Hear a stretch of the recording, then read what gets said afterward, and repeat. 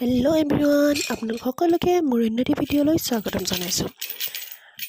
এয়া লৈছোঁ বইল কণীকেইটা অকণমান ফালি লৈছোঁ। এনেদৰে এয়া লৈছোঁ আলু, লগত আলু দি পিঁয়াজ আৰু এইফালে সৰিয়হখিনি পেষ্ট কৰি লৈছোঁ। জলকীয়া, আদা, নহৰু আৰু পিঁয়াজ এটা দি পেষ্ট কৰি লৈছোঁ। এয়া টিফিন এটাত ল'লোঁ, কণীকেইটা লৈছোঁ, তাতে সৰিয়হখিনি দি দিছোঁ। তাতে পিঁয়াজ, আলু, সোৱাদ অনুসৰি নিমখ আৰু 2 চামুচ দি ভালদৰে মিহলি কৰি ল'ম। পাতত দিয়া সৰিয়হ দি বনোৱাৰ আগতে এনেদৰে বনাই খাওঁ, ভাল লাগে খাই। এবাৰ ট্ৰাই কৰি চাব পাৰে আপোনালোকেও।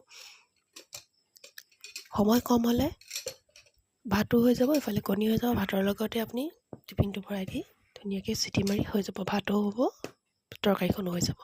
মোৰ ভাত পতা হ'ল কাৰণে ইফালে বেলেগকৈ টিফিন ভৰাই দিছোঁ। অলপমান পানী দি 3টা চিটি মাৰি দিম, হৈ যাব। এয়া চাওক ৰেডি হোৱাৰ পিছত। Thank you for watching.